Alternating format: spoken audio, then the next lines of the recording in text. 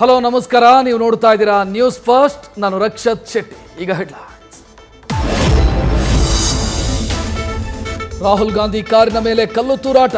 ಬಿಹಾರ ಬಂಗಾಳ ಗಡಿಯ ಮಾಲ್ಡಾದಲ್ಲಿ ನ್ಯಾಯ ಯಾತ್ರೆ ವೇಳೆ ಘಟನೆ. ಕಾರು ಹಿಂದಿನ ಗಾಜು ಪುಡಿ ಪುಡಿ.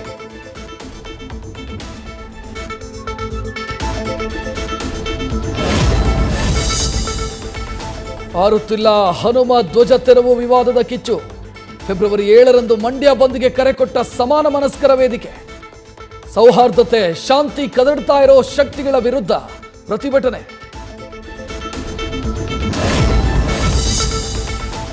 ನಮ್ಮ ಧರ್ಮವನ್ನ ಪ್ರೀತಿಸಬೇಕು, ಬೇರೆ ಧರ್ಮವನ್ನ ಗೌರವಿಸಬೇಕು. ಇದು ನಮ್ಮ ನಾಡಿನ ಸಂಸ್ಕೃತಿ. ಕೋಮು ಗಲಭೆ ಸೃಷ್ಟಿಸಿ ಗಲಾಟೆ ಸರಿಯಲ್ಲ.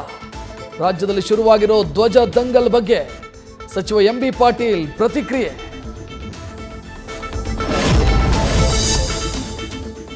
ಅರಮನೆ ನಗರಿ ಮೈಸೂರಿಗೂ ಹಬ್ಬಿದ ಧ್ವಜ ವಿವಾದ. ಮೊಟ್ಟೆಕೇರಿಯ ಪಾರ್ಕ್ನಲ್ಲಿ ಟಿಪ್ಪು ಸುಲ್ತಾನ್ ಧ್ವಜ ಹಾರಾಟ. ಸಂಸದ ಪ್ರತಾಪ್ ಸಿಂಹ ಗರಂ, ಬಳಿಕ ಧ್ವಜ ತೆರವು.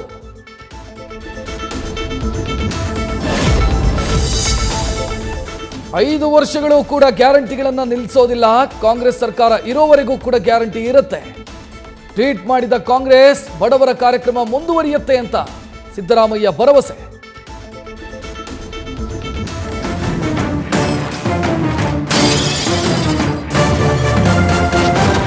ನ್ಯೂಸ್ ಫಸ್ಟ್, ನಿರ್ಭೀತಿಯಿಂದ ನಿಮ್ಮ ಪರವಾಗಿ.